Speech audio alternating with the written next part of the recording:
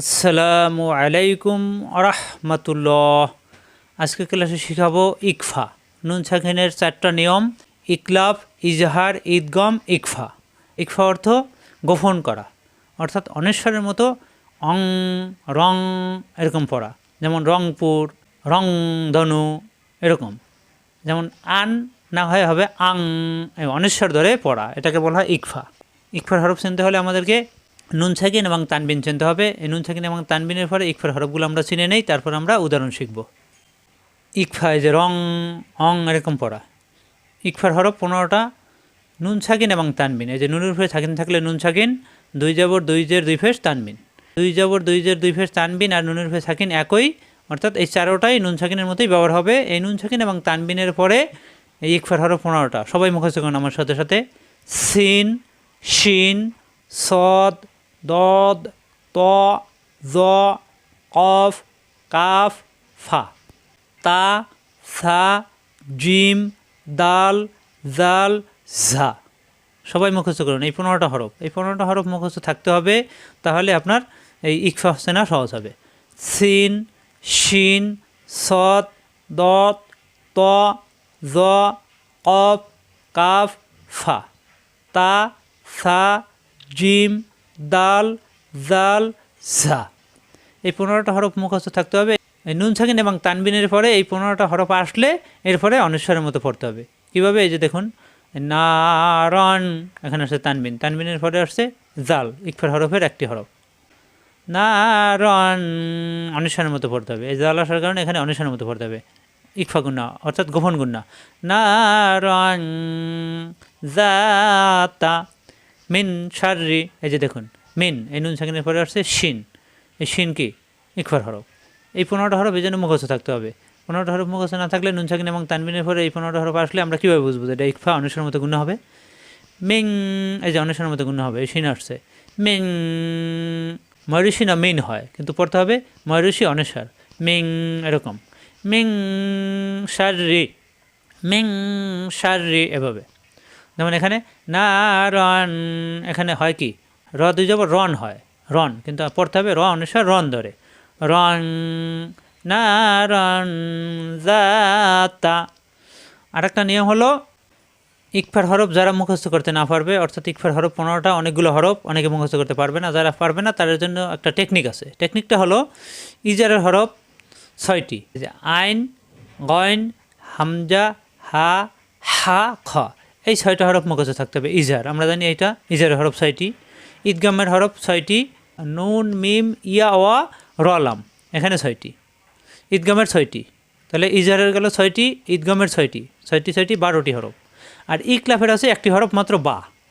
এই কয়টা মুখস্থ করতে পারলে ইকফার হরফ মুখস্থ না করলেও চলবে, কারণ আমরা জানি ইজারের হরফ 6টি, ঈদগামের হরফ 6টি, ইকলাফের হরফ একটি, বা। এই টোটাল 13টি হরফ। আর আরবি হরফ হলো 29টি, এর মধ্যে 13টি বাদ দিলে থাকে 16টি। এর মধ্যে একটি হলো হামজা আর একটি হলো আলিফ। আলিফ আর হামজা একই উচ্চারণ, অর্থাৎ এই দুইটা মিলে একটি হরফ, অর্থাৎ একটি হরফ। বাকি থেকে 15টি। এই 15টি হরফ হলো ইকফা। আশা করি ক্লিয়ার। ইজহারের হরফ 6টি মুখস্থ থাকে, ঈদগামের হরফ 6টি মুখস্থ থাকে, ইকলাবের হরফ একটি মুখস্থ থাকে। এই কটা মুখস্থ থাকলে, ইজহার যদি না থাকে, ঈদগাম যদি না থাকে, ইকলাব যদি না থাকে নুন সাকিন এবং তানবিনের পরে, তাহলে ধরে নেবেন এগুলো ইকফা। আশা করি ক্লিয়ার। ইকফার হরফ চেনা সহজ। আমরা বই থেকে আরও উদাহরণ শিখি। হামজা জবর আ, মিলবে নুনের সাথে, আং, এই নুন সাকিনের পরে আসছে তা, ইকফার হরফ, অনেশ্বরের মতো গুণ্য হবে। আং, কখন গুণ্য? আং তা, এটাকে বলা হয় ইকফা গুণ্য। আং তা। মিমদের মিলবে নুনের সাথে, এই নুন সাকিনের পরে আসছে সা, ইকফার হরফ। আমরা জানি ইকফার হরফ 15টা, এর মধ্যে 15টা হরফের একটা হরফ সা, তাহলে এখানে অনেশ্বরের মতো গুণ্য হবে। মিং, মিং সামারত, জবরের মামে খালি আলিফ, মাদের হরফের পরে হরফে অক্ফ হলে মাদের দিয়ে 3 আলিফ টান হবে। মিং সামারত, সা জিব্বার আগা দাঁতার আগায় নরম করে, মিং অনেশ্বরের মতো গুণ্য হবে। সজ্জবর সা হবে না, সমিলবে বাইশ সাথে বাইশাকিন কলকলা, সবে, রদি জবর রন, সবে রন, এখানে আসছে তানবিন, তানবিনের পরে আসছে জিম। তানবিন, দুই জবর দুই জের দুই ফেস তানবিন, আর নুনের ফেস সাকিন থাকলে নুন সাকিন, অর্থাৎ তানবিন নুন সাকিন একই। তানবিনের পরে জিম আসার কারণে এটা ইকফা, এই জিমটা ইকফার হরফ, এই জন্য এই তানবিনকে এখন অনেশ্বরের মতো গুণ্য করতে হবে। সব রন জামিলা, সবরান জামিলা। জিম পেশ জু, এই জু মিলবে নুনের সাথে, জুন। এই নুন সাকিনের পরে আসছে দাল, এই দালটা ইকফার হরফ। এই নুন সাকিনকে অনুসারের মতো গুণা করতে হবে, গোপন গুণা বলা হয়, অর্থাৎ এটা ইকফার হরফ। জুন, জু ন জুন, কিন্তু পড়তে হবে জুং অনেশ্বরের মতো, জুং। দাল দিয়ে ফের দুন, দুন দুন। নুনালি যাব না, একালিপ টান। রদি যাব রন, না রন।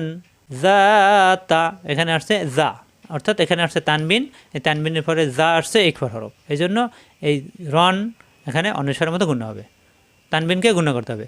না রন জাতা, না রন জাতা, এটাকে গোপন গুণ বলা হয়, অনুসারের মতো গুণ হবে। না রন হয়, কিন্তু এখানে না রন হবে না, হবে না র, না রন অনুসারের মতো, না রন জাতা। হামজা পেশ উ মিলবে নুনের সাথে, নুন সাকিনের পরে আছে ঝা, ইকফার হরফ। এই নুন সাকিনকে অনুসারের মতো গুণ করতে হবে। অং জিলা, অং জিলা। আশা করি ক্লিয়ার। নুন সাকিন এবং তানবিনের পরে ইকফার হরফ 15টা মুখস্থ রাখবেন অথবা টেকনিক ফলো করবেন। নুন সাকিন এবং তানবিনের পরে ইকফার হরফ আসলে অনুসারের মতো গুণ করতে হবে, গোপন গুণ বলা হয়, ইকফা গুণ বলা হয়। অং জিলা। আশা করি ক্লিয়ার। আজ এ পর্যন্তই। আসসালামু আলাইকুম আ রহমাতুল্লাহ।